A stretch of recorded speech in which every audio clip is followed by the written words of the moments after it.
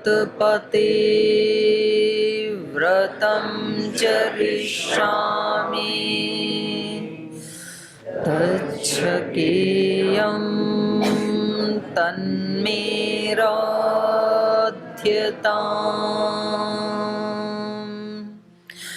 इदमहमनृतात् सत्यमुपैमि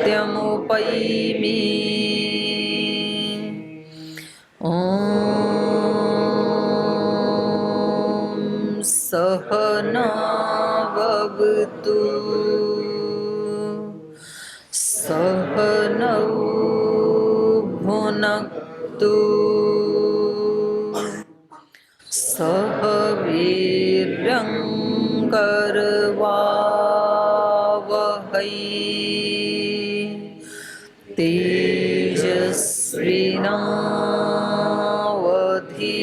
तेजस्विनावधीतमस्तु मा विद्विषावहै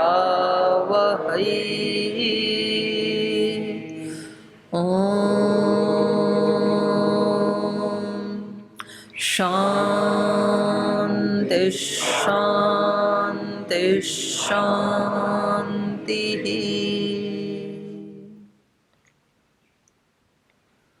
ओ तो चलिए वाल्मीकि रामायण के अरण्यकांड का छठा सर्ग हम पढ़ चुके थे। आज सप्तम सर्ग पढ़ेंगे हम। और जब आप लोग मंत्र पाठ करते हैं तो एक बार ओम पूरा दीर्घ बोलते हैं, केवल ओम ही बोलते हैं एक श्वास में पूरा। दूसरे में थोड़ा सा ओंकार बोल के मंत्र शुरू होता है। तो कुछ लोग जोर से ओम, उनको ब्रेक करना मुश्किल होता है, फिर बोले ही जाते हैं लंबा। तो रोज का तो पता ही होना चाहिए। एक बार ओम बोलते हैं, दूसरी बार मंत्र बोलते हैं। फिर कुछ विद्यार्थी, योगेश जी, हे महात्मा, जो अपना आचार्य बोलता है उस पिच को फॉलो करना होता है। कुछ इतनी तेज बोलते हैं कि वो मेरे कोई कंफ्यूज आगे पीछे, मतलब मैं जल्दी बोल लेती हूँ, वो देर तक बोलते रहते हैं। मेरा दब जाता है, वो और ऊंचा बोलते हैं। तो ये भी सीखने वाली ही विद्या है। ये भी केवल इस क्लास के लिए नहीं, किसी भी जगह कोई अपने से बड़ा कोई भजन गा रहा है जैसे, और आपको भी वो भजन याद है, तो पहले आगे उसको गाने दो, आप चुप रहो। आप सेकंड टाइम उठाना। वो बेचारा गाने लगा है और दूसरे, फिर वो तो बेचारा छूट ही जाता है, दूसरे और ही कहीं ले जाते हैं उसको अधर उठा के। वो जिस पिच में गा रहा है उसी पिच में गाना चाहिए। अब उसने बेचारे ने लो पिच में शुरू किया, आपने हाई पिच में खींच दिया उसको, रह गया। फिर उसने हाई पिच में उठाया, आपने लो पिच में डाल दिया उसको। तो ऐसे ये भी सीखने की चीजें हैं। तो चलो अब रामायण में आओ। सुतीक्ष्ण ऋषि के आश्रम में इन्होंने एक रात्रि को निवास किया और सुबह उठ करके अपना संध्या वंदन, प्रार्थना, उपासना, अग्निहोत्र ये सब करके और ऋषि के चरणों में प्रणाम करके और वहाँ से ये प्रस्थान करते हैं।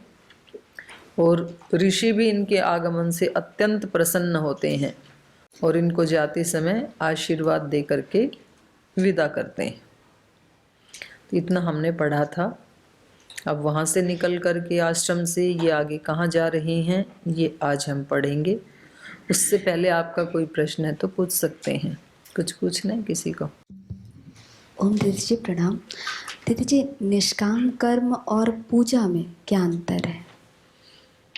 निष्काम कर्म किसी मनुष्यों की भलाई के लिए किए जाते हैं, पूजा भगवान के लिए की जाती है।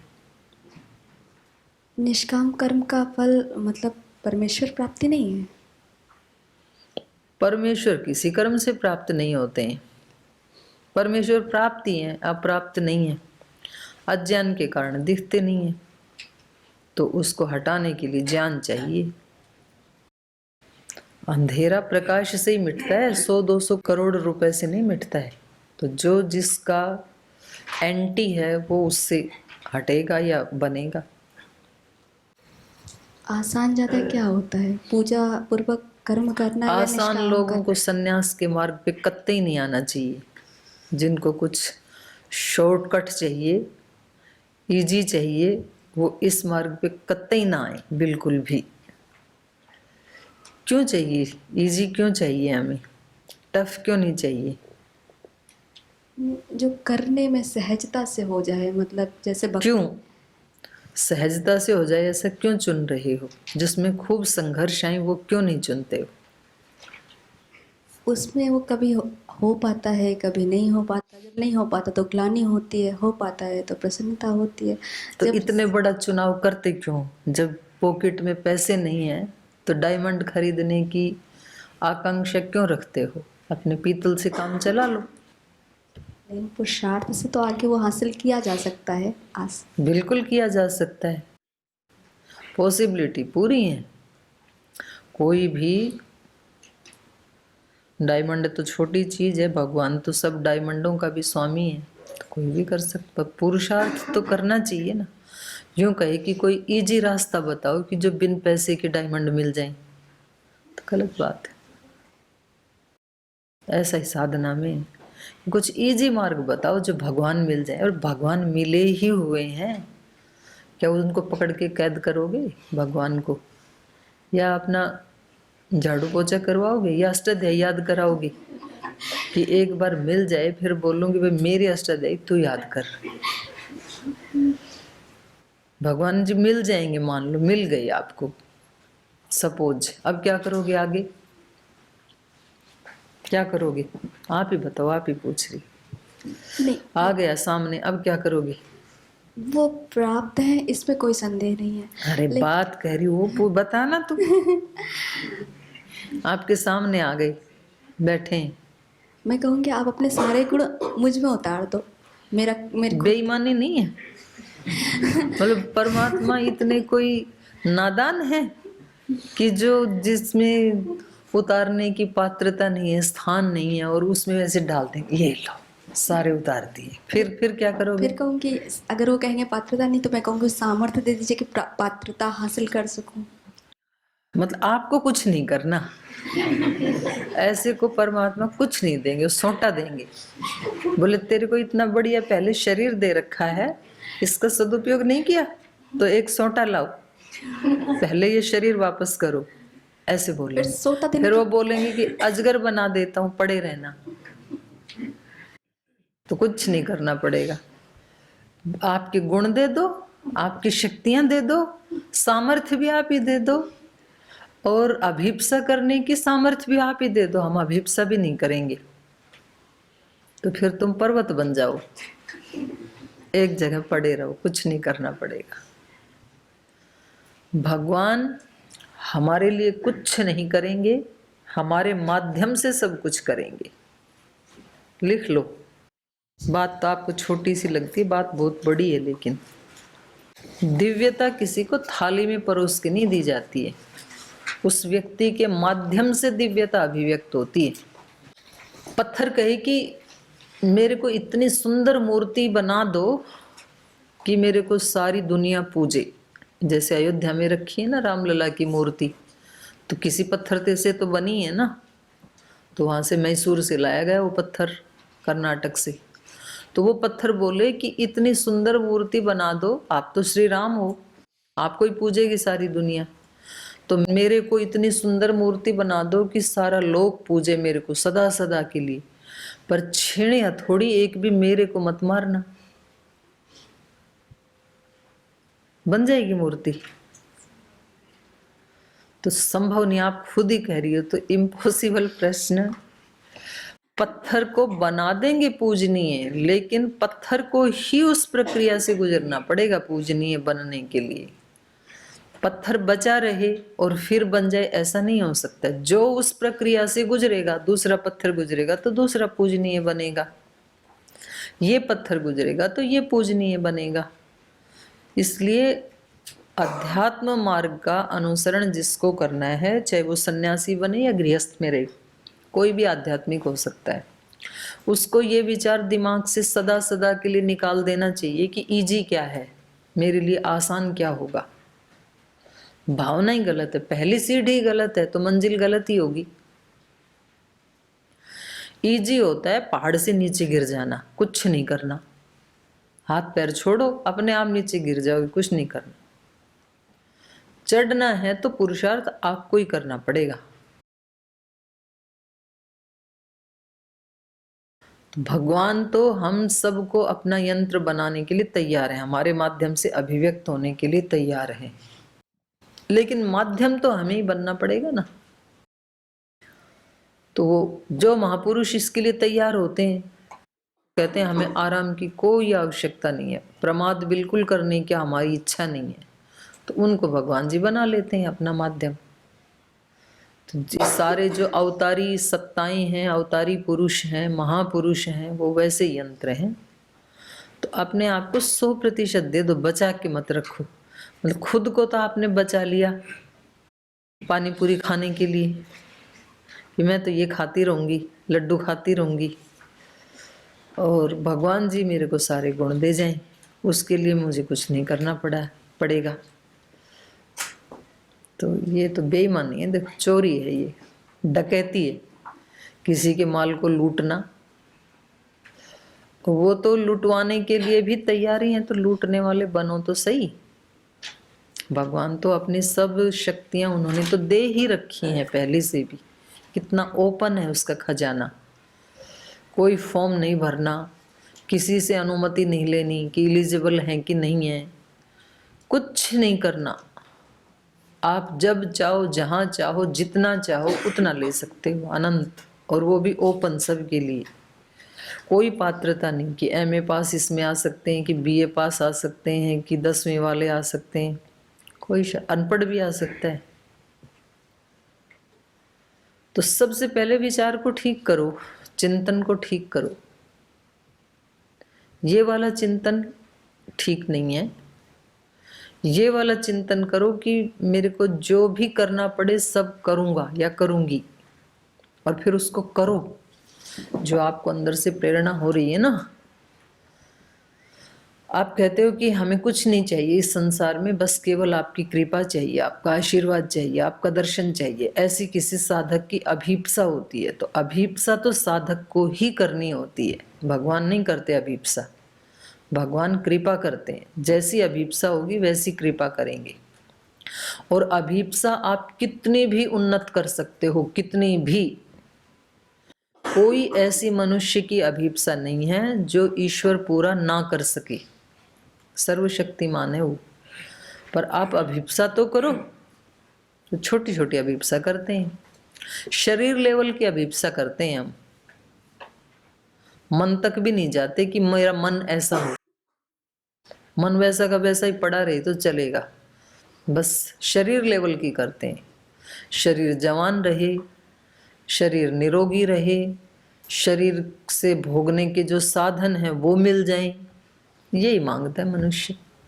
तो आज भी पूज्य गुरुदेव बता रहे थे, भाई तुम शरीर में अटके मत पड़े रहो। आज बता रहे थे, कल बता रहे थे, आज ही बता रहे थे। तो शरीर से मन के ऊपर जाओ, मन को इतना, जो उसका स्वरूप है, ज्योतिषाम ज्योतिरेकम, तो उसको यूज करो ना। फिर प्राण पे जाओ, प्राणाय नमः यस्य सर्वमिदं वशे। वो प्राण मेरा कैसा हो, वो प्राण उस प्राणों के प्राण के जैसा हो। सारी जो विषयों की जो कामनाएं हैं वो प्राण के अशुद्ध होने से आती हैं। जो मनुष्य सांसारिक कामनाओं से या भोगों की कामनाओं से युक्त होता है, समझ लो उसका प्राण अशुद्ध है। ये सारी अशुद्धियां प्राण में आती हैं। फिर प्राण से बुद्धि की शुद्धि, प्रज्ञा ऋतंभरा, कितनी ऊंची शक्ति है देखो। तो उसको भी थोड़ा वहां तक भी पहुंचने की कामना करो ना। और वहां से फिर आत्मा का सुख, आत्मनि एव आत्मना तुष्ट। आत्मा का क्या स्वभाव है, क्या स्वाद है, क्या स्थिति है, चाहते भी नहीं हम, कभी मिलती भी नहीं, चाहेगा ही नहीं तो मिलेगी कहाँ से। और आत्मा से भी आगे फिर परमात्मा तत्व तक जाओ, उसके आगे तो कुछ है नहीं। तो तो अभीप्सा जिसकी जितनी प्रबल होगी उतना फिर उसको उतना ही पुरुषार्थ भी करना होगा। तो ये मांगना चाहिए कि ये हमारी अभीप्सा है और ये हमारे पास साधन है और इसको हम 100% लगाना चाहते हैं। लगाते कहाँ हैं हम? लगाते नहीं हैं। भगवान प्राप्ति की तो बात चलो थोड़ा सा अभी आगे है, पहले गुरु प्राप्ति की बात कर लो। बोले गुरु जी तो हमें प्राप्ति है, फिर तो भगवान भी प्राप्ति है। गुरु केवल एक जो 5-5.5 फीट का जो शरीर है, जो भगवा वस्त्र पहनता, उतना गुरु का स्वरूप थोड़ी है।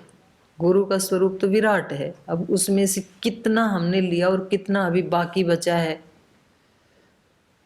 बहुत बाकी बचा हुआ है अभी तो जब हम यहाँ आश्रम में रहते हुए परस्पर एक दूसरे का सम्मान नहीं करते हैं तो हम गुरु की कृपा से दूर हो जाते हैं। मिलेगी भी नहीं, कभी भी नहीं मिलेगी कृपा। जब परस्पर झगड़ा करते हैं, परस्पर द्वेष करते हैं, अहंकार करते हैं, ये दर्शन वर्ग, ये व्याकरण वर्ग, इससे गुरु खुश होते हैं कि दुखी होते हैं? यहाँ सब एक गुरु के शिष्य हैं, केवल इतनी पहचान है। कोई व्याकरण वर्ग नहीं, कोई दर्शन वर्ग नहीं, कोई सेवा वर्ग नहीं। ये तो केवल व्यवस्थाएं बनाई हैं, जिसकी जैसी रुचि और सामर्थ्य है वो वैसी सेवा करे। सब सेवक हैं यहाँ पे, सब अपने गुरु के शिष्य हैं, कोई ऊंचा नीचा नहीं है। तो जब हम इस तरह का माहौल क्रिएट कर देते हैं, ये बड़े, ये छोटे, ये इस ग्रुप के, ये इस ग्रुप के, ये अच्छे, ये बुरे, तो ये अभी तो गुरु की कृपा भी प्राप्त नहीं कर रहे हो। क्यों खो रहे हो जीवन को? क्यों अपने आप को वंचित कर रहे हो? तो पहले तो गुरु की कृपाएं प्राप्त करे व्यक्ति, और जिसका गुरु प्रसन्न होता है ना, तो उसको भगवान की प्राप्ति, गुरु उसको राह बता देता है, भगवान की भी प्राप्ति हो जाती है उसको। जिस आत्मा पे माता पिता गुरुजनों की कृपा नहीं होती, उस पे भगवान भी कृपा नहीं करते। शर्त है ये। क्योंकि जो स्थूल को, सामने वाले को नहीं संभाल पाया, वो उस अदृश्य को, परात्पर को कहाँ संभाल पाएगा? तो भगवान जी ऐसे कोई बुद्धू हैं क्या? बोल जी हम इतनी प्रार्थना करेंगे मन प्राण से, एक एक रोम रोम से रोएंगे, तो फिर तो आना ही पड़ेगा भगवान को। छोटा बच्चा कितना भी रो ले, उसके पिता कभी भी उसको अपनी तिजोरी की चाबी या चेक बुक कभी नहीं देंगे। ज्यादा ही रुदन मचाएगा तो उसको एक खिलौना दे देंगे जिसका वो पात्र है, कभी नहीं दे। अपात्र को कैसे दिया जा सकता है भाई? उसको क्या पता, वो तो फाड़ डालेगा।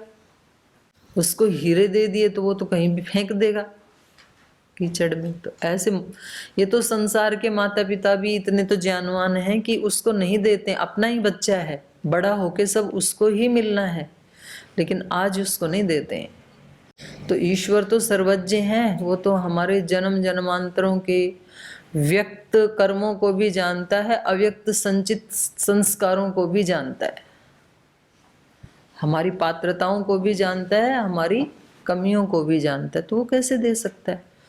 आज तक जो दिया वो औकात से ज्यादा दे रखा है, बड़ा दयालु है। जितनी हमारी सामर्थ्य है, हमारी औकात है, उससे ज्यादा मिला हुआ है। इसलिए उसके प्रति जो कृतज्ञ रहता है और अपने कर्तव्य का पालन करता जाता है, नो डिमांड, उससे आगे की डिमांड नहीं होनी चाहिए, इसको और कैसे सुंदर करूं। तो जब मैंने कहा कि भाई कर्म हमारे पूजा हो सकते हैं, तो अब आप मतलब पूजा से भी ये निकाल रहे हो कि पूजा से भगवान मिलेंगे क्या? बिजनेस थोड़े ही है। निष्काम कर्म से क्या मिलेगा, पूजा से क्या मिलेगा? तो मिलेगा कुछ, ऐसे हर चीज से मिलता नहीं है। पूजा से क्या मिलेगा? पूजा से पूजा ही मिलेगी। तो बैठिए हमारे पास। ध्यान से क्या मिलेगा? ध्यान से ध्यान ही मिलेगा। सेवा से क्या मिलेगा? सेवा से सेवा ही मिलेगी। हर चीज से रुपए कमाने की बात क्यों सोचते हैं? कोई व्यक्ति शांत रहता है, शांति से क्या मिलेगी? शांति से शांति ही मिलेगी। तो शांति क्या है? सुखदाई, अच्छी लगती है व्यक्ति को। चलो और बोलो। धन्यवाद। और किसी का प्रश्न? ओम जी। प्राण और आत्मा में क्या अंतर है? आत्मा और प्राण में? प्राण तो ये चल रहा है, ये है। आत्मा तो नहीं, अदृश्य है। उसकी शक्ति से ही ये चल रहा है, ये तो कह सकते हैं अनुमान प्रमाण से। और सारी इंद्रियां जो काम कर रही हैं, क्योंकि इसका अलगाव जो है वो सांख्य दर्शन में बताया है ऋषियों ने। पंच प्राणों को अलग बताया है उन्होंने, और पुरुष है वो आत्मा के लिए पुरुष शब्द का प्रयोग किया है सांख्य में। तो आत्मा और प्राण एक नहीं है। और बोलो। हाँ, वो कई बार ऐसे लगता है कि कुछ लोग ऐसे बोलते भी हैं कि प्राण और आत्मा एक ही है।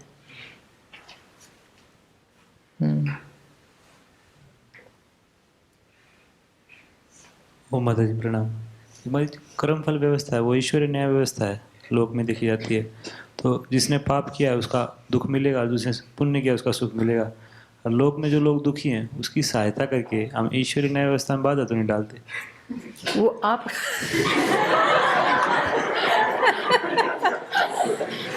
ठीक है भाई, बात तो इसके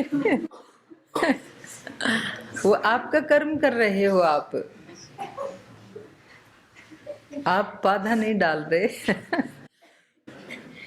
भगवान ने बुद्धि दी है ना ये मनुष्य को।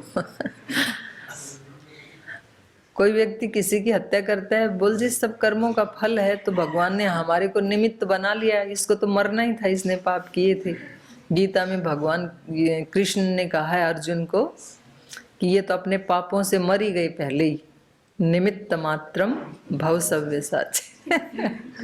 तो आप तो हम तो निमित्त बने, भगवान ने बना, इसके कर्मों का फल था, हमने तो इसका मोक्ष किया है। भाई ये कहने वाले आप कौन हो? तो आप अपना नया कर्म कर रहे हैं। क्यों कर रहे हैं? ऋषियों के कथन से ही कर रहे हैं। महात्मा बुद्ध ने भी इसको कहा ब्रह्म विहार, मैत्री करुणा मुदिता उपेक्षा आदि जो हैं। और महर्षि पतंजलि जी ने भी इनको कहा भावना, चित्त प्रसादन के साधन, अपनी प्रसन्नता के, अपनी निर्मलता के साधन। तो आप कोई बाधा नहीं डाल रहे ईश्वर की न्याय व्यवस्था में। हमारा कर्म हमारे लिए है। हाँ, और आप कितने भी करुणा कर लोगे ना, तो भी जिसको खुश नहीं होना, दुखी ही रहना है, तो नहीं होता है। लेने वाले की मर्जी है, वो लेगा कि नहीं आपकी करुणा को, तो उसका कर्म उसके साथ है। आप जो कर रहे हैं वो उसके लिए नहीं कर रहे, अपने लिए कर रहे हैं। हम सेवा करते हैं, पढ़ाई करते हैं, किसी पे करुणा करते हैं, किसी से प्रेम करते हैं, किसी को दान देते हैं, वो उसके लिए नहीं है, अपने लिए है। तो अपने लिए जो हितकारी है, सुखकारी है, वो तो करना ही चाहिए। आपको क्या लगता है? कई कर्मों में तो माता जी इसको सामंजस्य बनाते, समन्वय कहीं तो बन जाता है, कहीं नहीं बनता। जैसे किसी ने चोरी की, किसी ने कोई अपराध किया, तो दो वकील होते हैं, एक तो उसके पक्ष में, एक विपक्ष में। तो एक तो उसको बचाता है और एक उसको फंसाता है। तो जो बचाने वाला, उसने अपराध तो किया है, लेकिन उसको पैसे मिल रहे हैं ना, वो अपना कर्म कर रहा है। उसको उसी माध्यम से अपनी रोजी रोटी कमानी है जी। तो उसका तो उद्देश्य है भाई, मेरे को तो जिताना है इस व्यक्ति को, तो अपना पुरुषार्थ कर ही रहा है। इस प्रकार से जो वकील कर्म कर रहा है वो पाप पुण्य की श्रेणी नहीं बनती उसकी, क्योंकि वो अपना रोजी रोटी कमा रहा है उससे। तो किस प्रकार का उसका फल बनता है? मतलब उसको पता है कि इसने अपराध तो किया, लेकिन बचाना है। तो ईश्वरीय न्याय व्यवस्था, किसी वकील को यहाँ लाके पूछना पड़ेगा। समाज की न्याय व्यवस्था है माता जी, वो ईश्वरीय न्याय व्यवस्था थोड़ी भिन्न जान पड़ती है, मतलब देखा जाए लोक में। नहीं, ईश्वर का एक रूप लोक भी है ना। रामायण में भी आया ना जी। प्रजा भी एक ब्रह्म का ही रूप है, इसलिए बोला जाता है जनता माता, जनता जनार्दन, ऐसे बोला नहीं जाता है। तो जनता भी जनार्दन का ही एक रूप है, उसका महाराज जी भी बताते हैं सगुण साकार रूप है ये। तो यहाँ की जो व्यवस्थाएं हैं, यहाँ का जो अनुशासन है, उसका भी सम्मान करना चाहिए। जी। लोक में जैसे अपराध करके व्यक्ति कभी कभार बच भी जाता है, देखा जाता है। और कहीं मिल जाएगा उसको दंड, यहाँ बच गया तो कोई बात नहीं। अच्छा। हाँ, हम भी तो बचते हैं। आज तक हम झूठ बोल के अपनी कुशलता से कितनी बार बचे नहीं, अपने गुरुजनों से, माता पिता से जी। हजारों बार बचे।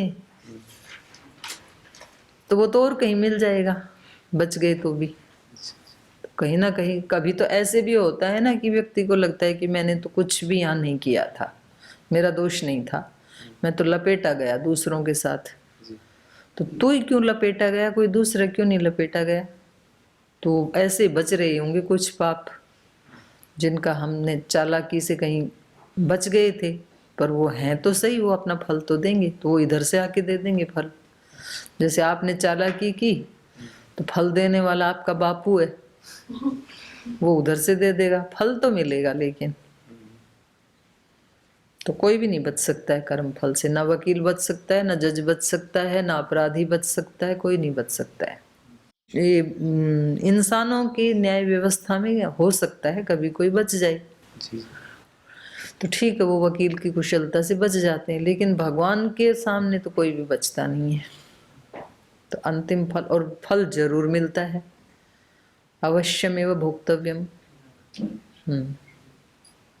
ये होता मतलब जैसे हम कोई पाप कर्म हुआ या पुण्य कर्म हुआ, तो पाप से पुण्य कटता है, पुण्य से पाप कटता है, ऐसा कुछ होता है? किसी से कुछ नहीं कटता, सबका बराबर फल। हाँ, अलग अलग मिलेगा सबका। पुण्य का फल पुण्य, पाप का फल पाप। लोग चोरी करके भी दान देते हैं, कहते हैं दान दो चाहे कैसे भी दो, शुभ अशुभ। नहीं नहीं, दान देंगे उसका अलग फल, हाँ। और चोरी किए उसका अलग फल, दोनों का फल अलग मिलेगा। कटता नहीं बस इस बात नहीं, कोई नहीं कटता है। धन्यवाद। चले आगे, क्या आपको पूछना है, क्या करना है? हाँ बोलो। ओम माँ प्रणाम। दीदी ने पूछा उसी का थोड़ा सा आगे का संशय मेरे को, कि प्राण और आत्मा अगर भिन्न भिन्न तत्व हैं, तो जब किसी का देहांत होता है तो आत्मा निकल जाए तभी देहांत होता है, तो प्राण तब भी उस मृत शरीर में विद्यमान रहता है क्या? ना, प्राण भी चला जाता है? इंद्रियों के साथ, सूक्ष्म शरीर के साथ। तो प्राण भी तो जैसे हमारे ज्ञान 5 ज्ञानेंद्र होते हैं, उसी के अंतर्गत ही आते हैं। अलग है ना उनसे, प्राण से ज्ञानेंद्रियां काम कर रही हैं। तो प्राण और आत्मा कैसे हम भिन्न देखें, एक ही प्रकार प्रतीत होता है? जैसे इंद्रियां अलग हैं, सूक्ष्म शरीर अलग है, आत्मा के साथ ही जाता है, लेकिन है तो अलग।